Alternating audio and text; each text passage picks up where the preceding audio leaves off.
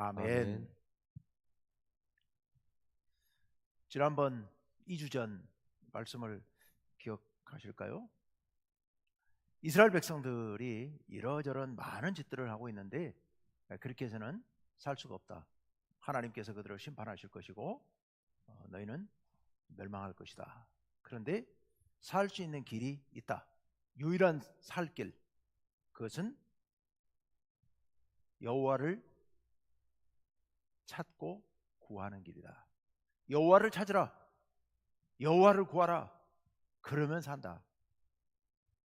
여호와의 뜻을 여호와를 찾는데 이기적인 목적 때문에 이스라엘 백성들이 하나님 앞에 예배로 나올 때 하나님께 와서 받을 것을 계산하고 생각하면서 하나님께 드리는 그런 거 말고, 그런 이기적인 목적 말고 여호와를 찾으라.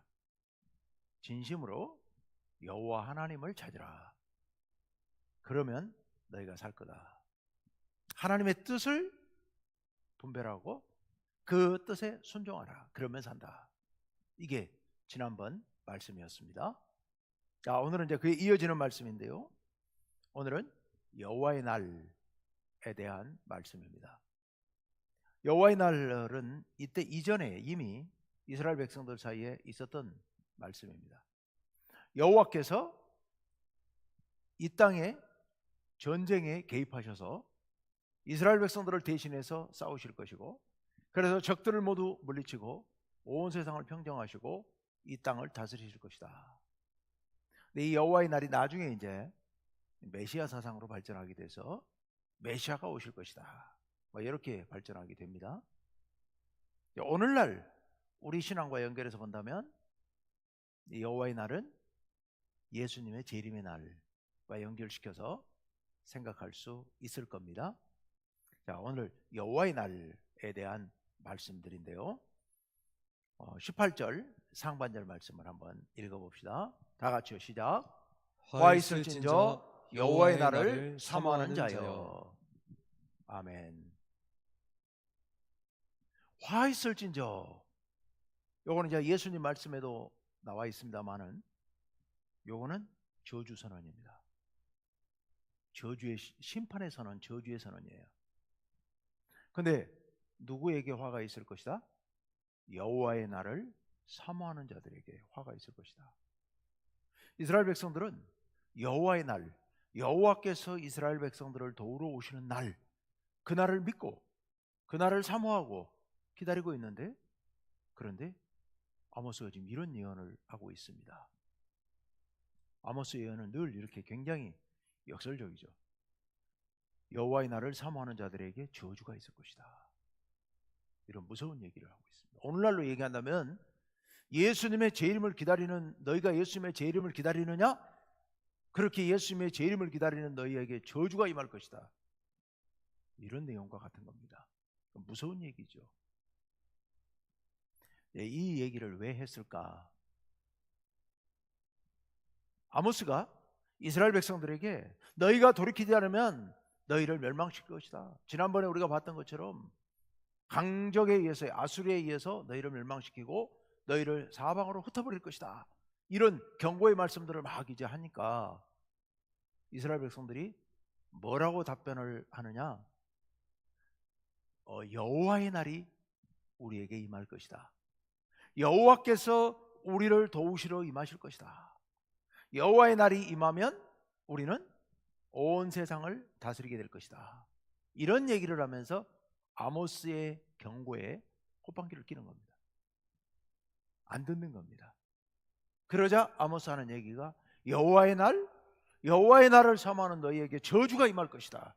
이렇게 경고를 하고 있는 겁니다. 왜 여호와의 날이 저주의 날이냐? 18절 하반절 말씀을 읽어봅시다. 다 같이요, 시작. 너희가 어찌하여 여호와의 날을 사모하느냐?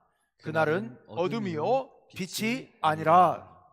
이스라엘 백성들은 여호와의 날은 빛의 날이다, 영광이 임하는 날이다라고 생각하고 있는데 아모스 얘기는 그건 어둠이다.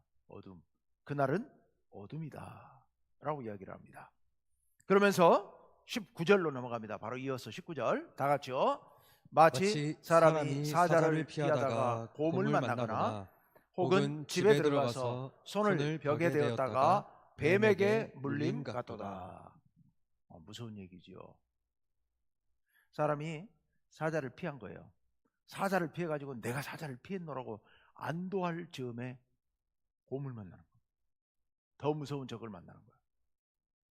사람들이 어두운 길거리를 두려움 가운데 떨면서 집 안으로 들어간 거예요. 집 안에 들어가서 와, 돌아왔다 안도하면서 손을 벽에 더듬는 순간 벽에 붙어있던 뱀에 물리는 거죠. 그러니까 너희가 여호와의 날을 생각하면서 여호와의 날이 임하면 너희가 구원받을 것이라고 그렇게 생각하고 너희 스스로를 위로하고 그렇게 안전하다 할 때 여호와께서 정말로 임하시면 너희가 이렇게 생각지 않았다가 당하게 될 것이다. 너희 마음을 내려놓는 순간 여호와께서 임하셔서 너희를 심판하실 것이다 라는 그런 무서운 경고의 말씀이 바로 이 말씀이죠. 그러니 누구도 여호와의 심판을 피할 수 없다는 얘기입니다. 피했다 생각할 때 여호와께서 심판하실 것이다. 자, 이제 20절로 가보겠습니다. 아까 18절 하반절과 똑같은데요. 다 같이 시작. 여호와의 날은 빛없는 어둠이 아니며 빛남 없는 깜깜함이 아니냐. 네, 반문하시는 거예요. 여호와의 날은 빛 없는 깜깜한 어둠이 아니냐. 어둠이 임할 것이다. 너희는 여호와의 날에 밝은 빛이 임할 거라고 생각하고 있지만 여호와의 날은 빛 없는 어둠이고 빛남이 없는, 밝게 빛나는 게 없는 깜깜함이다. 사실은 어둠이다. 이렇게 얘기하고 있습니다. 자, 여기서 빛이 없는 어둠이라는 게 도대체 뭘 얘기할까? 이건 역경을 얘기하는 겁니다. 순경이 아니라 역경. 비참한 일, 죽음, 민족의 파멸, 이게 바로 어둠이에요. 그런데 여호와의 날은 바로 너희에게 그런 날이 될 것이다 라고 경고하고 계십니다. 여호와의 날은 심판과 저주의 날이 될 것이다. 그래서 누구도 피할 수 없을 것이다. 여러분, 우리가 여호와 하나님을 사랑하고 사모하고 하나님을 찾지만, 그러나 우리는 여호와 하나님의 이 양면성을 절대로 잊어버리면 안 됩니다. 범죄한 자들에게 여호와 하나님은 무서운 심판의 하나님이십니다. 반면 하나님 앞에 나와 죄를 자복하고 하나님의 은혜를 구하는 사람들에게 여호와 하나님께서는 은혜로우시고 긍휼이 많으신 분이신 줄로 믿습니다. 우리가 하나님은 우리의 죄를 다 용서하시니까 무슨 죄를 지어도 다 괜찮다고 아무렇지도 않은 것처럼 그렇게 생각하면 정말 곤란합니다. 우리 믿는 사람들이 평소에 잘 안 그러다가도 곤경에 처하고 궁지에 몰리면 가끔 다른 사람들에게도 그런 얘기를 합니다. 하나님 용서하시는 하나님 아니세요? 하나님께서 우리에게 용서하라고 하셨잖아요. 이러면서 자기를 용서하라고 그렇게 요구하는 사람들이 있습니다. 용서는 그렇게 받는 게 아니고 자기의 죄를 진심으로 자복하고 하나님 앞에 나와 하나님 앞에 울부짖으며 엎드릴 때 하나님께서 불쌍히 여기시는 거지, 하나님 앞에 와서 당당하게 나를 용서해 준다고 그랬으니 용서해 주세요 하고 요구할 수 있는 권리가 아니란 말입니다. 우리들이 그렇게 하나님을 착각하면 정말 위험하다. 우리 하나님은 심판의 하나님입니다. 무서운 심판의 하나님입니다. 예수님 재림의 날은 우리에게는 구원의 날이지만, 그러나 다른 한편으로는 심판의 날이기도 하다. 예수님 오시는 날은 심판의 날입니다. 열광주의자들이 예수님만 오시면 마치 다 되는 것처럼 그렇게 생각하고 자기를 돌아볼 줄 모르고 그렇게 자기가 마치 모든 문제가 다 해결된 것처럼 그렇게 뻔뻔스럽게 그렇게 재림의 날을 구하는 사람들이 있습니다. 굉장히 어리석은 일이죠. 우리는 하나님을 사랑하고 예수님의 오실 것을 사모하지만 다른 한편 두려움으로 나를 돌아보고 내가 혹시 하나님 앞에서 하나님의 뜻에 어긋난 일을 범하고 있지는 않는지 돌이키고 회개하고 반성하고 주님 앞에 올바로 살 것을 늘 결단하고 각오하고 그렇게 살아야 될 줄로 믿습니다. 여호와 앞에서는 누구도 자신의 불의를 가릴 사람이 없습니다. 자, 이제 오늘 말씀이 크게 세 단락으로 나눠져 있는데 두 번째 단락으로 넘어갑니다. 21절 이하 21절 말씀 다 같이 읽습니다. 시작.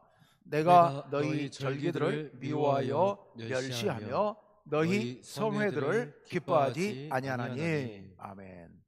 여기 절기와 성회, 노란 글씨로 되어 있는 절기와 성회, 요거 이스라엘 백성들이 하나님께 축제로 1년에 3번 예배드리러 나오는 것도 포함되고, 그리고 월삭, 월초에 드리는 예배, 또 주일 안식일에 예배드리기 위해서 모이는 예배 다 포함한 얘기입니다. 그것들을 하나님께서 미워하여 멸시하신다고요. 오늘날 우리식으로 얘기한다면 주일날 와서 우리가 예배드리는 거, 하나님 앞에 이렇게 수요일날 새벽마다 나와서 예배하는 거 하나님께서 미워하고 멸시하신다는 말이에요. 너희 성회들을 기뻐하지 아니하신다. 하나님께서 기뻐하지 않으시겠다라고 말씀하세요.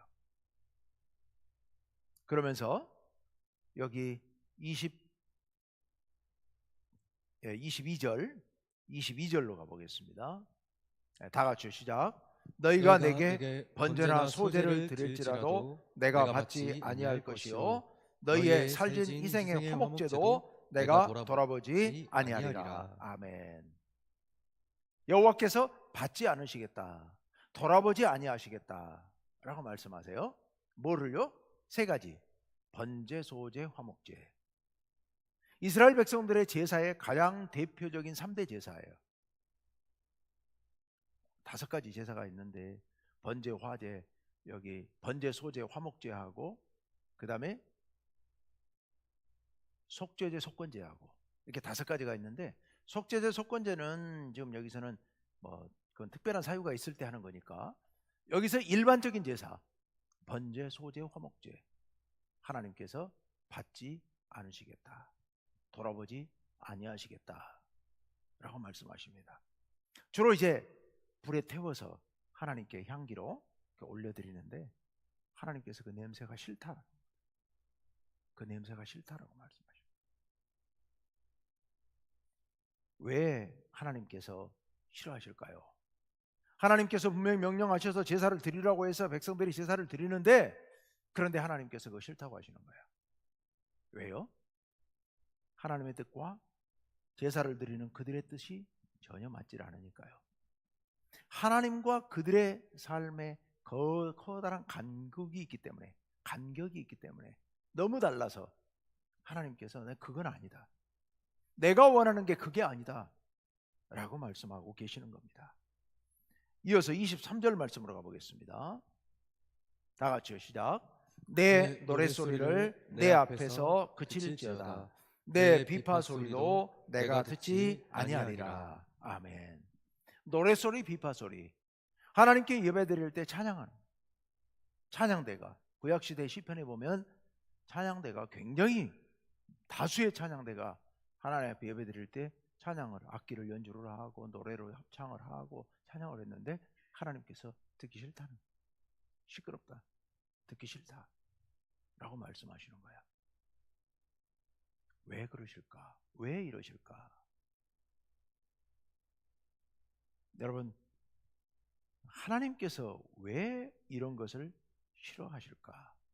이스라엘 백성들은 본인들이 하나님께 이렇게 예배드리는 백성이라는 것을, 하나님께 이렇게 예배드리는 것에 대해서 대단히 자랑스러워하고 대단히 뿌듯해하고, 그리고 이거 굉장히 복된 일이라고 생각하고 있습니다.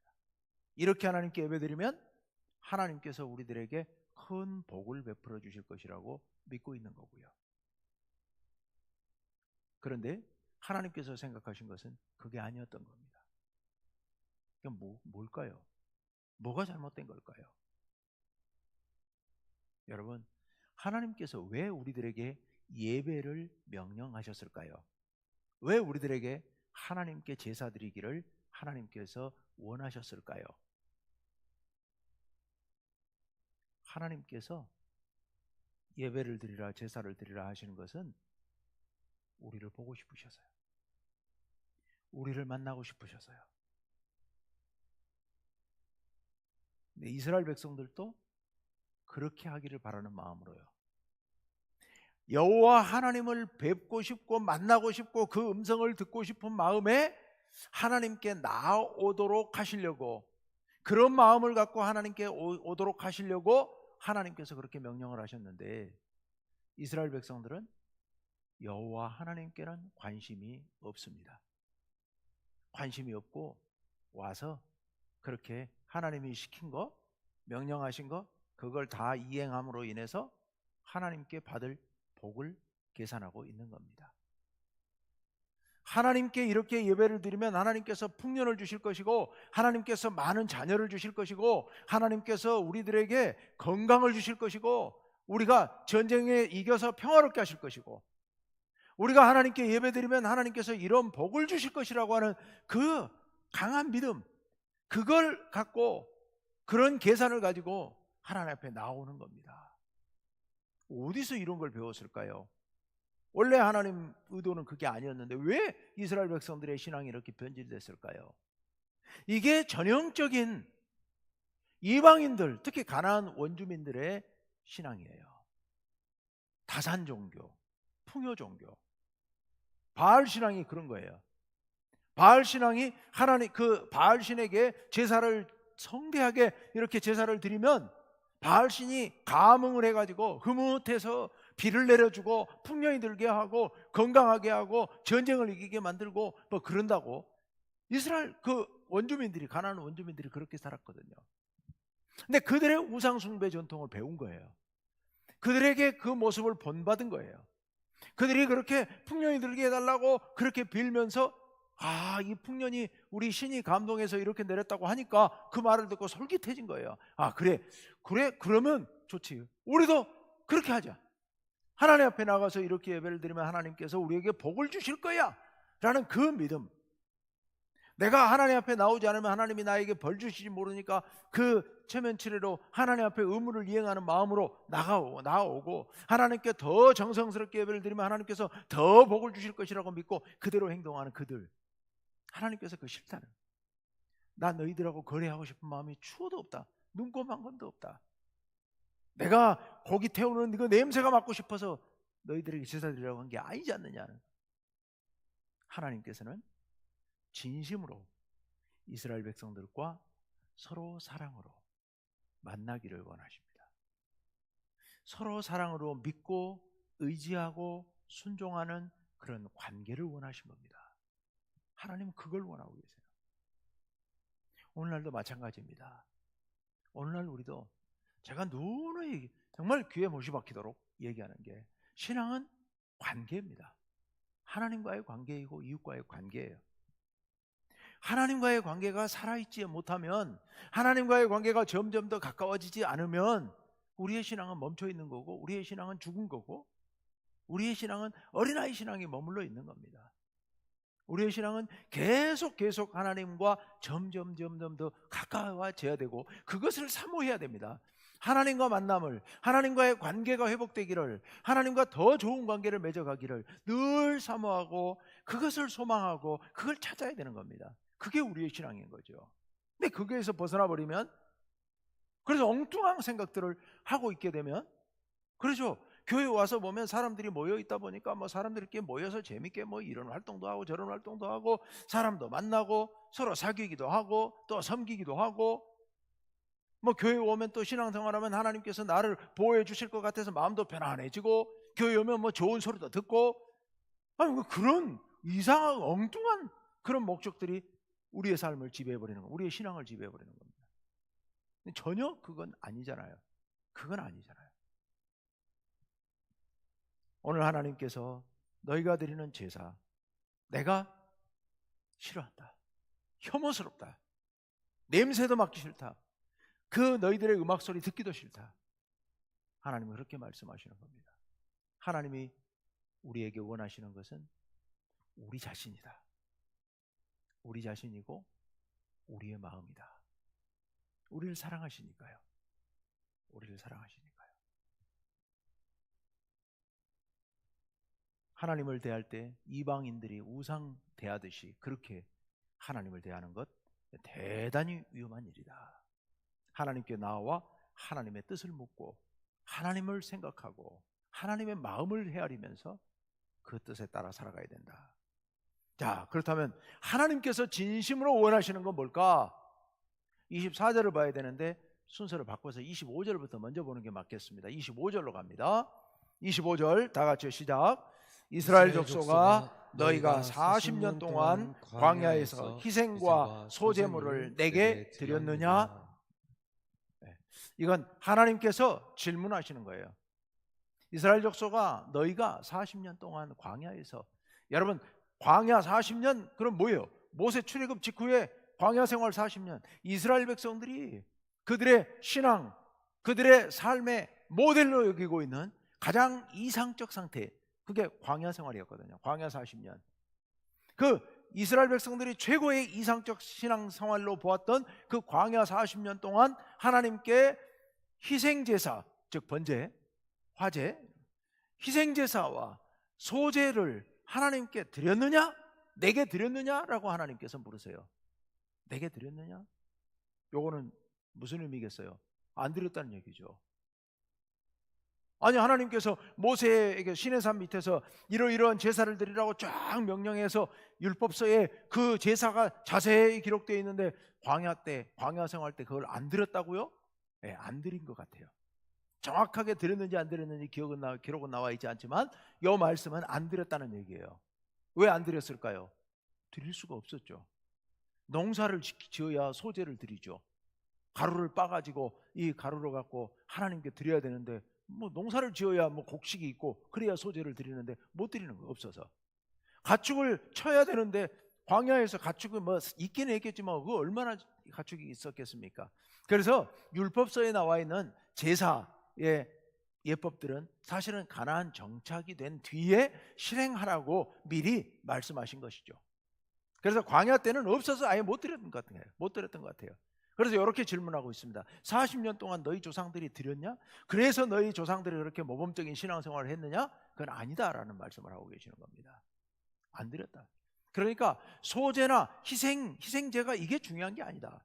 이게 중요한 게 아니고 내가 원하는 것은 그런 거 원하는 게 아니고 너희를 원하는 거다. 너희 마음을 원하는 것이다. 이렇게 말씀하시는 겁니다. 그러면서 그 마음을, 진실된 마음을 보여드릴 수 있는 구체적인 방법을 또 이스라엘 백성들이 못하고 있는, 아주 하나님 앞에 참으로 안타깝게도 잘 못하고 있는 부분 하나를 하나님께서 구체적으로 말씀하십니다. 그게 24절이에요. 오늘 말씀의 결론적인 부분이돼요. 다 같이 시작. 오직 정의를 물같이 공의를 마르지 않는 강같이 흐르게 할지어다. 아멘. 정의, 공의, 미슈파트하고 체데카라고 하는 원어로 그런 말인데 뜻은 비슷합니다. 뭐 뜻이 좀 복합적이어서 결국은 뭐 하나로 보시면 되고, 여기서 말하는 것은 사회적인 정의 포함해서 하나님의 뜻을 이루는 모든 것들을 지금 포괄적으로 얘기하고 있는 겁니다. 하나님의 뜻에 따라서 우리가 삶 속에서, 이웃과의 관계 속에서 실천하면서 살아야 된다는 겁니다. 부자와 약자 사이에서, 가난한 자 사이에서 사회적인 정의가 이루어진다는 것을 말씀하고 있는 겁니다. 그런데 정의를 물같이, 공의를 마르지 않는 강같이, 이건 물같이 마르지 않는 강같이, 이건 무슨 의미일까? 이스라엘의 강은 크게 두 종류의 강이 있습니다. 한 종류의 강은 가늘천이라고 그래가지고 거기는 땅이 대부분 다 석회암으로 돼 있어가지고 비가 내리면 물이 다 땅속으로 스며들어가 버립니다. 그래서 막 소나기가, 큰 비가 쏟아지면 강물이 흘러요. 강이 쫙 흘러 내려가다가 몇 시간 뒤가 되면 강물이 없어져 버려요. 거의 1년 중에 우기 일시적으로 강이 형성이 되고, 그리고 거의 1년 내내는 강 바닥이 길이에요. 그러니까 건기에는 그냥 길로 다니고 길로 써먹고 비 오면 그게 강이고, 이런 강들이 있습니다. 이게 이제 간헐천 드리고요. 그리고 1년 44철 흐르는 강이 있습니다. 큰 강들이. 대표적인 게 요단강. 요단강은 1년 내내 물이 끊기지 않죠. 그거는 저 가나안 땅 저 북쪽의 헐몬산에서부터 흘러내려오는, 그쪽은 또 비가 많이 오니까 갈릴리 호수를 거쳐서 흘러내려오는 강이기 때문에 1년 내내 마르지 않는 강입니다. 지금 그것을 모르면 이 말씀이 무슨 의미인지가 부정확해져요. 이스라엘 백성들이 가끔 한 번씩 간헐천에 빗물이 흐르듯이 그렇게 어쩌다가 한 번씩 의의를 행하지 말고, 내가 보는 데서만 잘하는 척하지 말고, 생각날 때만 어쩌다가 한 번씩 의의를 행하지 말고, 마르지 않는 강같이, 요단강처럼 44철 흘러내리는 강처럼 그렇게 너희의 삶 가운데, 너희 사회 가운데, 너희 국가 가운데 정의와 공의가 늘 흐르도록 하라, 이런 말씀입니다. 44철 우리의 삶 가운데 하나님의 뜻이 이루어지도록 하라. 어쩌다가 한 번씩 생각날 때만 하는 게 아니라 늘 그렇게 살라. 이게 예수님께서, 하나님께서 우리에게 주시는 말씀입니다. 하나님께서는 우리들에게 와서 하나님께 잘 보여서 복받아 가려고 드리는 제사, 마음에 없는 제사, 그걸 원하시는 게 아니라 우리 마음 가운데 하나님을 소중하게 여기고 하나님의 뜻, 하나님의 그 정의, 이것을 실천하기 위해서 늘 애쓰고 노력하는, 쉼 없이 노력하는, 바로 그것을 하나님께서 원하시는 겁니다. 자, 아까 앞에 21절부터 23절 말씀 가운데 빨간색으로 여기 나와 있었던, 연달아 계속 나왔던 단어가 있어요. 6번 나왔던 단어가 하나 있었어요. 이게 뭐였냐 하면은 너희, 내, 너, 이런 단어가 반복해서 나왔어요. 너희의 제사, 너희의 번제, 너희의 노래, 이런 말씀이 쭉 나왔었거든요. 뭘 의미하느냐? 이스라엘 백성들이 하나님께 나와 예배드리러 나오면서 자기들만 생각한 거예요.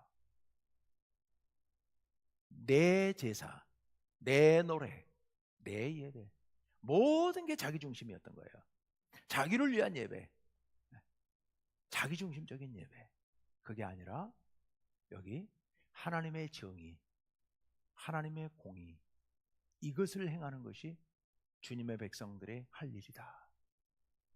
내 예배가 아니라 하나님께 드리는 예배. 오늘 여기서 그것을 이렇게 삶으로, 실천 속에서 행할 것을 우리들에게 말씀해 주고 계십니다. 자, 이제 마지막 26절, 27절 말씀을 봅시다. 26절 다 같이 시작. 너희가 너희 왕 식국과 기운과 너희 우상들과 너희가 너희를 위하여 만든 신들의 별 형상을 지고 가리라. 아멘. 이게 도대체 무슨 말씀일까? 여기도 지금 빨간색으로, 주황색으로 되어 있는 거예요. 너희가, 너희 왕 식국과 기운과 너희 우상들과 너희가 너희를 위하여, 계속 너희에 대한 얘기를 하고 있죠. 그러면 중간에 나와 있는 이게 식굿은 뭐고 기운은 뭐고, 이게 신들의 별 형상은 도대체 뭘까? 아시리아의 신들 이름요, 특히 별신의 이름요. 식굿, 기운, 요거 아시리아의 별신들이에요. 그걸 이스라엘 백성들이 왕처럼 섬겨서 너희 왕, 식굿, 기운, 그리고 너희 우상들, 그리고 너희가 너희를 위하여 만든 신들의 별 형상, 이게 별신들이거든요. 별신들, 그것을 지고 가리라. 누가? 너희가. 너희 등에 짊어지고 갈 것이다. 이스라엘 백성들이 그동안에 주변에 있는 작은 나라들의 이방 신들을 섬기고, 그러다가 또 그 다음에 애굽의 신들을 섬기다가 나중에는 아수르의 신들을 끌어와서 그 신들을 섬기고 있는데, 결국 너희가 그 신들까지 다 짊어지고 너희도 끌려갈 것이다. 이 지고 간다는 얘기는 그 다음 절을 봐야 연결돼 나오는데요, 어쨌건 하나님의 저주가 임하여서, 심판이 임하여서 너희가 멸망해서 너희 나라가 망하고 너희가 포로로 끌려갈 것이다. 그때 너희가 섬기던 신상들을 다 메고 갈 것이다. 지금 그 말씀을 하고 계시는 겁니다. 마지막 27절 다 같이 시작. 내가 너희를 다메섹 밖으로 사로잡혀 가게 하리라. 그의 이름이 만군의 하나님이라 불리우는 여호와께서 말씀하셨느니라. 아멘. 이스라엘 백성들은 그 당시에 이 다메섹 정도까지, 그 이상은 잘 알지도 못했고 깊이 생각해 보지도 못했습니다. 다메섹이 어딘지 아시죠? 지금의 다마스커스, 그러니까 이스라엘 좀 북쪽에 있는 좀 큰 나라 시리아 아람의 수도 다메섹. 근데 그 다메섹까지밖에 생각하지 않고 있습니다. 그런데 그 다메섹 시리아 그 위에 있는 나라가 어디요? 아시리아. 너희가 아수르에 의해서 다메섹 밖으로, 즉 아수르 여러 나라로 끌려가게 될 것이다 라는 경고의 말씀입니다. 사실상 최초의 예언입니다. 뭐에 대한? 북이스라엘이 아수르에 의해서 멸망해서 세계 사방으로 흩어져 버리게 될 사실에 대한 최초의 예언이에요. 이 예언이 내가 너희를 다메섹 밖으로 사로잡혀 가게 하리라. 그때 너희가 끌려가면서 너희의 신상들을 다 짊어지고 떠나게 될 것이다. 하나님께서 그렇게 말씀하십니다. 무서운 일이죠. 왜요? 그들이 하나님을 찾지 않고 하나님의 의를 행하지 아니하고 오직 자기들만을 위하여 하나님을 대접하기를 이방 신들 취급하듯이 그렇게 취급하고 그렇게 계산 속에서 그렇게 대하는 그들, 그리고 하나님의 뜻을 헤아리지 아니하고 정의와 공의를 짓밟아버리고 사회에 악을 행하고 연약한 사람들을 짓밟고 착취하는 그들에 대해서 하나님께서 이렇게 심판하겠다고 경고하십니다. 여러분, 실제로 어떻게 돼요? 앞에서 다 말씀드렸는데요, 이런 예언이 있고 나서 불과 30-40년이 지나지 않아서 북이스라엘은 완전히 멸망해서 다시는 회복하지 못하고 영원히 멸망해버리는, 이스라엘 백성들은 다 끌려가서 아수르가 점령했던 타 지역에 전부 흩뿌려져 버려서 더 이상의 공동체를 회복하지 못하게 되는 이런 비참한 처지를 만나게 됩니다. 오늘 우리가 이 말씀을 통해서 다시 한번 깊이 새겨봅시다. 예수님 재림하실 날은, 재림의 날은 구원의 날이지만 동시에 심판의 날이다. 우리가 가슴 깊이 새기고 우리 자신들을 돌아봐야 될 줄로 믿습니다. 우리 하나님께 드리는 예배, 우리의 삶이 뒷받침되지 아니하고 우리가 정말 하나님과의 관계가 제대로 되지 않으면 그 예배는 하나님 앞에 혐오스러운 것이 되어버릴 수밖에 없다. 우리가 드리는 예배가 그런 혐오스러운 예배가 되지 않기 위해서는 우리가 진심으로 하나님을 찾아야 되고 하나님의 뜻을 이루려고 우리가 애써야 된다. 정의를 물같이, 공의를 마르지 않는 강같이 그렇게 흘러가게 해야 한다. 백성들은 여호와와 함께 온갖 우상을 섬기다가 결국은 우상과 함께 멸망하고 말죠. 우리가 하나님의 뜻에 어긋나게 살다가 결국 멸망하게 되는 일, 그런 일이 일어나지 않기를 구하며 나아가야 될 줄로 믿습니다.